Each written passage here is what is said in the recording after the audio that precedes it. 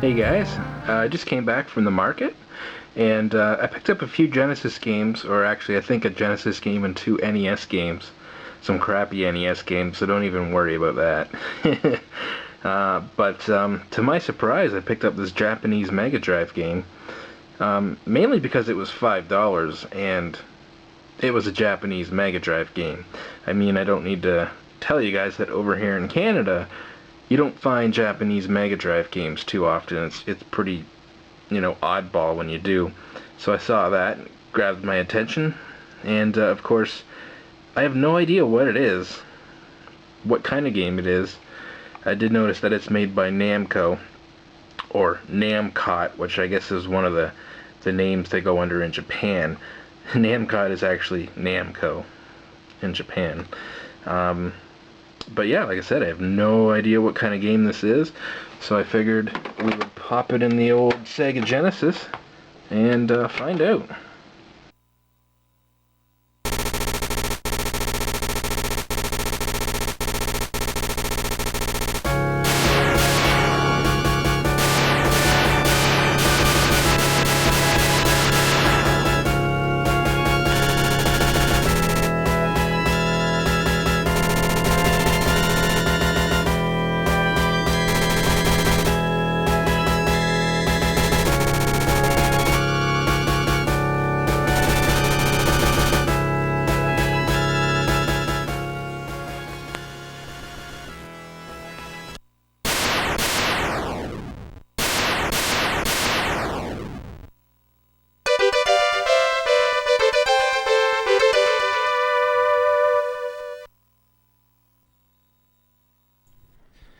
Alright, so we can pick the difficulty here. I think I'll pick Novice. And as we can see, we have a vertical shooter here. I should have expected it was a shooter. You find an unknown Japanese Mega Drive game, there's a pretty good chance it's going to be a shooter. And unfortunately, as some of you guys know, I'm not a huge fan of shooters. But this looks like a cool game, and like I said, it was neat enough to pick up a Japanese Mega Drive game, so I'll definitely give it a chance here, give it a try. I'll suck at it. I won't get very far, I can tell you that, but I'll give it a try. So anyways, this game was released in 1988 in the arcades in Japan, by Namco of course, using Namco System 2 hardware, and as far as I can tell, it was released for the Japanese Mega Drive in 1990, but not released outside of Japan. Now, it's not a lot of information on this game, so I could be wrong about that. If this game was released outside of Japan, let us know in the comments if you know. But as far as I can tell, this game was only released in Japan on the Japanese Mega Drive. I really like the depth effect here with the clouds over the scrolling. It's not only scrolling forward, but it's scrolling left and right, which really makes you almost dizzy. You really feel like you're up high and flying around. Yeah, I mean, it's a pretty basic shooter. There's only one button, and that is shoot. A, B, and C all just shoot. So the controls are pretty easy to pick up there. And yeah, obviously the D-pad moves you around.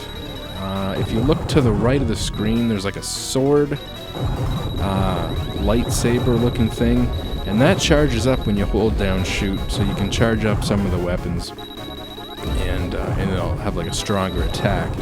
And then right below that you can see four, right now 3 of them are like bright red, but there's 4 little rectangles, and that's how many hits you can take before you lose a life. Now, I got really excited when it came down. I thought, oh cool, maybe you'll be like walking on the ground now.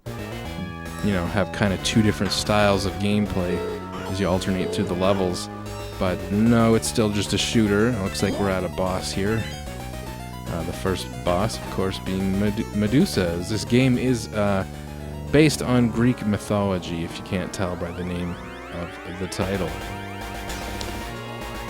Now, I think playing the game here is when I actually realized you could charge up your weapon at one point. Actually, I died. Go figure. I died playing a shooting game. Yeah, but I think it was during that boss fight I first noticed finally that you can actually charge your gun or weapon or whatever the heck it is, your sword that shoots lasers, I guess, or fireballs or whatever. So there we go, we can charge that up. One thing I forgot to show you guys is actually the back of this cartridge. I didn't notice it when I bought the cartridge right away. It was actually on the way home. I looked at the back of it and I noticed that whoever had it before me cut the back out of it to make it fit into a stock Sega Genesis. As I've mentioned before in other videos, is that you can't fit a Sega Mega Drive, a Japanese Mega Drive game, in an American Sega Genesis without modifications. Normally you need to cut the slot out to make it a little bit wider, cut the edges out of the cartridge slot on the Sega Genesis. But this guy figured that you could just cut the back of the cartridge off and that works too. So this will fit in a stock Sega Genesis. And being a game from 1990, it doesn't have any software-based region locks on it. So remember that. The later games, I think after about 92,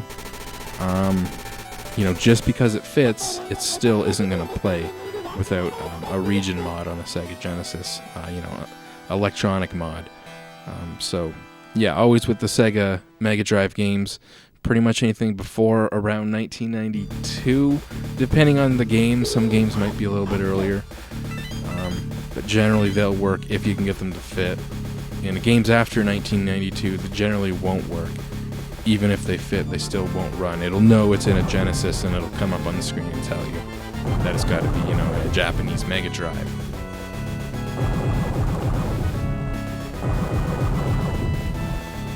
On the second level, I have to admit this game's alright. I mean, if I'm enjoying it. First of all, it's not too frantic, and I know I picked easy. I don't know if that makes it harder in that there's more stuff on the screen. It looks like it just makes it harder in that there's more levels. But, this shooter's not the most frantic shooter out there. The really frantic ones, some people like that. I obviously suck at shooters, so the easier the shooter is, the better. And this one seems like it's pretty easy to pick up. Like, I'm not doing too bad considering it's basically my second time playing the game. Really only played it for a few minutes the first time just to make sure it worked and figure out the controls. And like I said, all three buttons are shoot, so the controls are pretty straightforward. And I gotta say, this is a pretty good shooter for someone who's not a huge fan of hardcore shooters. It's kind of fun. It's fairly easy, I suppose you could say. Of course, I'm only on the second level, and I will be lucky if I beat that. So I probably shouldn't say it's too easy, but I